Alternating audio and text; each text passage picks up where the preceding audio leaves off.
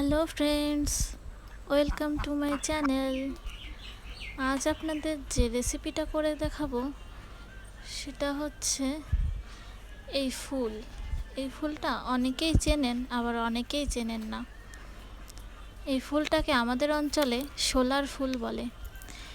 এই ফুলটা খাওয়া যায়, তাই ভাবলাম আপনাদের সাথে রেসিপিটা শেয়ার করি। অনেকেই আবার ভাবতে পারেন এটা খাওয়া যায় কিনা, কিন্তু এটা খাওয়া যায়। ফুলগুলো তুলে নিয়েছি, এখন ফুলগুলো বেছে পরিষ্কার করে নেব, কারণ এই ফুলের ভেতরে অনেক সময় পোকামাকড় থাকতে পারে, এজন্য বেছে নিচ্ছি।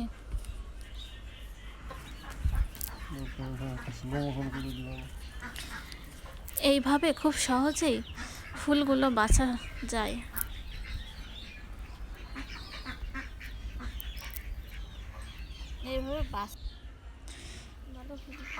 আমি সবগুলো ফুল এভাবে বেছে নিয়েছি।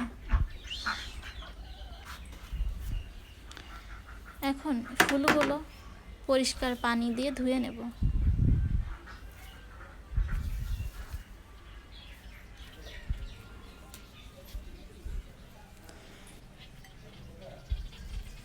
ফুলগুলো ধুয়ে নিয়েছি।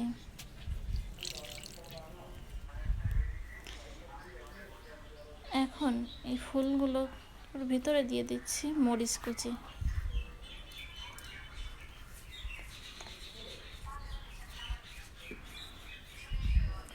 এখন দিয়ে দিচ্ছি চাউলের গুঁড়া। আমি শুধু চাউলের গুঁড়া ইউজ করেছি। চাউলের গুঁড়া দিলেই বড়াটা অনেক ক্রিস্পি হবে।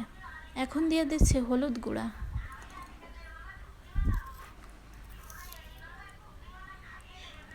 স্বাদ মতো লবণ দিয়ে দিচ্ছি।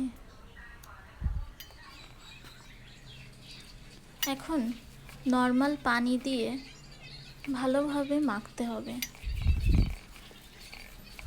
আমি সুন্দর করে মেখে নিচ্ছি। আমার যতটা পানি প্রয়োজন হয়েছে দিয়ে দিয়েছি।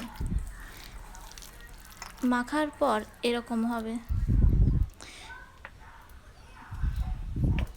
বেশি পাতলা হলে হবে না, আবার অনেক বেশি ঘন হলে হবে না। এখন কড়াইতে তেল দিয়ে দিয়েছি। তেল গরম হয়ে গেছে, এখন দিয়ে দিচ্ছি বড়াগুলো।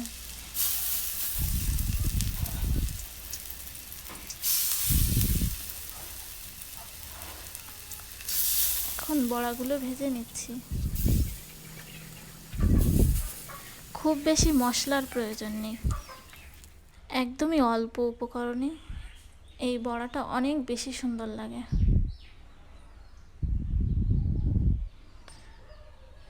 বড়াগুলো আমি উল্টে পাল্টে গোল্ডেন ব্রাউন কালার করে ভেজে নিচ্ছি।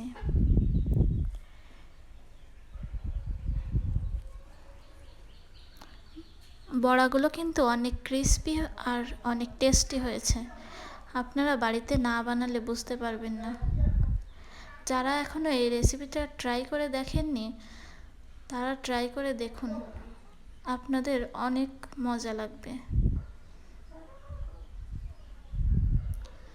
আমার রেসিপি ভালো লাগলে লাইক করবেন, শেয়ার করবেন